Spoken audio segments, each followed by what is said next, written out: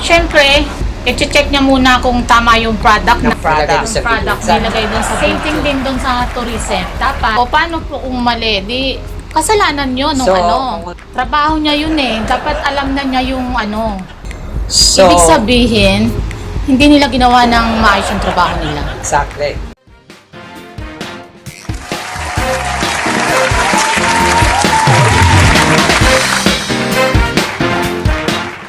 Welcome back! Nandito pa rin kayo nanonood sa Nerds Point. Kasama yung lingkod, Ember the Nerd.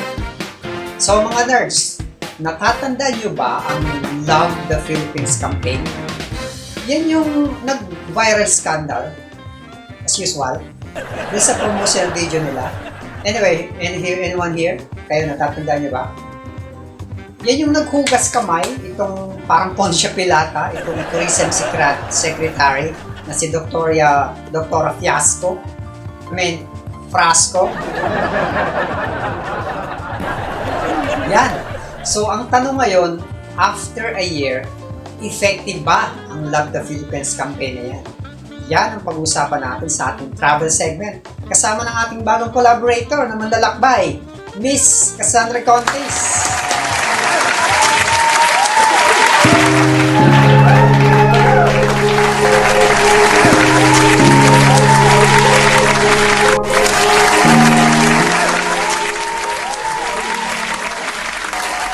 Cassandra Contes, everybody!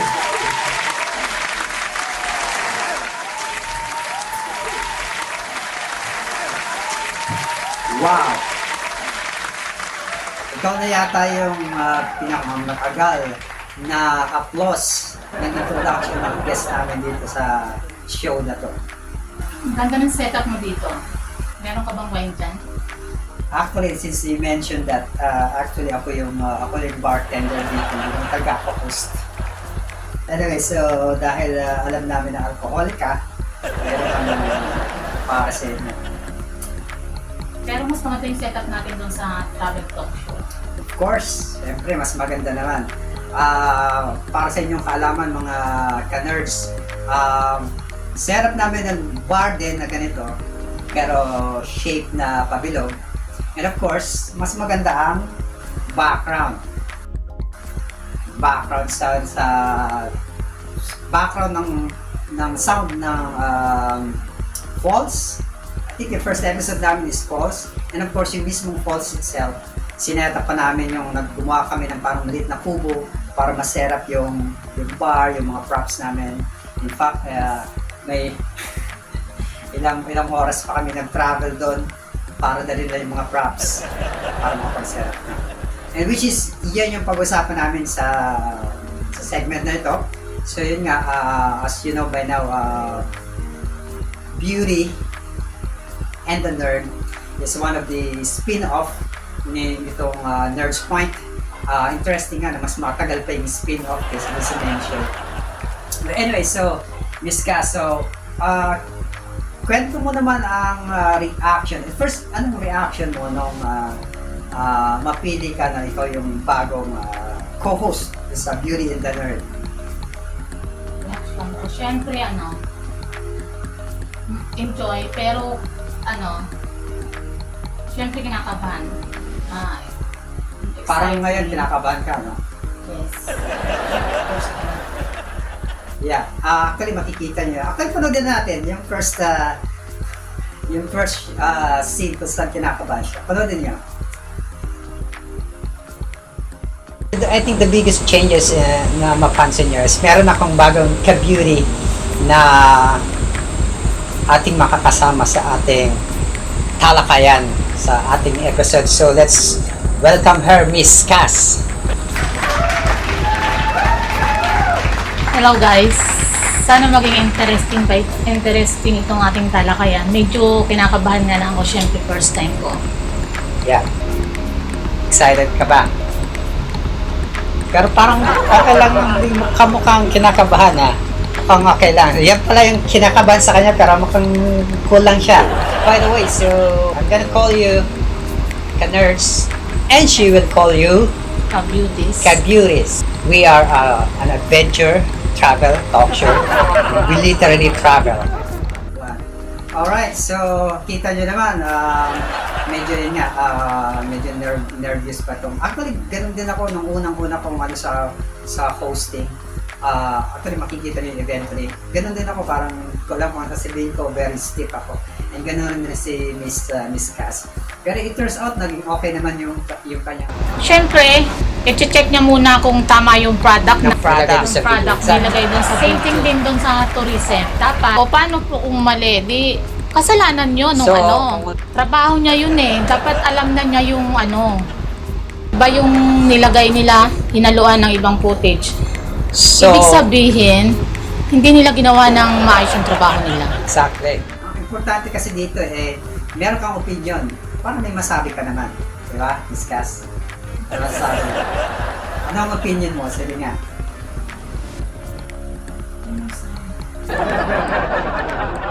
Ano ang masasabi mo ng unforgettable sa'yo na experience? Yung siguro, pag nung pumunta kami sa isang island, sa Parola Island ngayon, ang dami naming gamit, mga props na dala. Sinakay namin sa boat. Punong-puno ng mga gamit namin. Halos lumubog talaga yung bangka. So, pagdating doon sa beach, wow, ang ganda ng beach. Tapos, parang delayed yung reaction mo. O yan. Yan, napakaganda talaga ng beach. Anong kakaiba dito sa beach na to? Pink sand. Yes, that's right. Pink sand instead of the regular white sand. Dahil doon sa tama ng lighting Depende ng sa sunset. Yeah. sunset. Yeah. Kami doon, exclusive pa. Kami lang talaga yung nandun. Exactly. Walang ibang tao. Pahinga kami ng konti pagdating namin. Tapos sinikot namin yung buong island.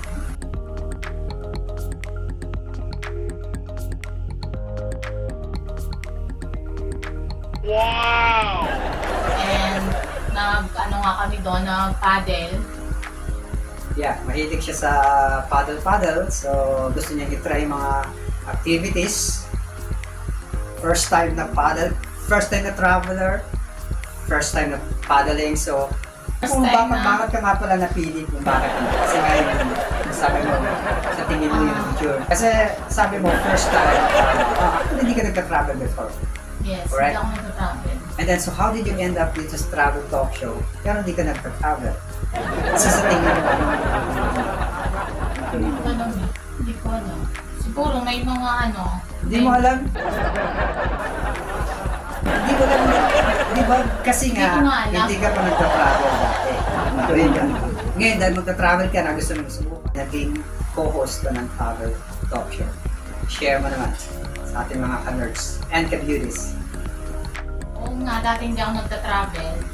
Pero ngayon, Travel ka na. Travel na ako. So, paano nga nangyari na nakuha kang naging co-host ka ng isang travel talk show? siguro may mga may mga unique insight, mga opinion na kailangang i-share.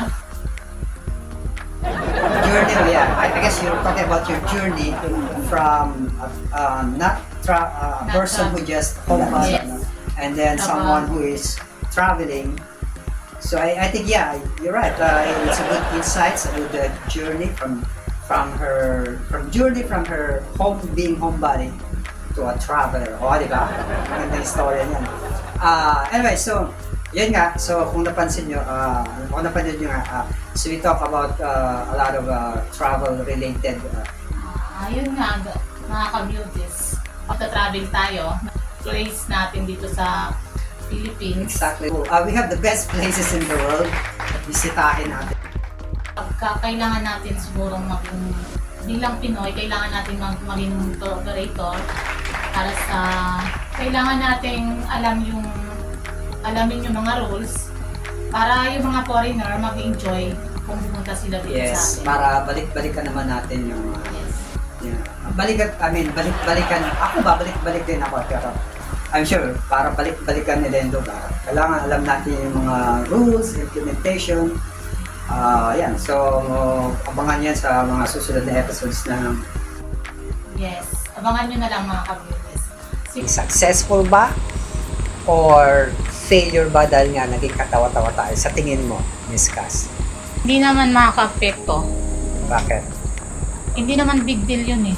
Hindi big deal, okay. Malalaman natin yan kung effective ba or success. As far as you know, yung tourist na quota ng tourism, 3 million. 3 million. Yeah, hindi na masama. Maka 3 million tayo, okay na, di ba? 3 million, okay na ba sa'yo yan? Okay naman. So, as of this moment, so let's check it out.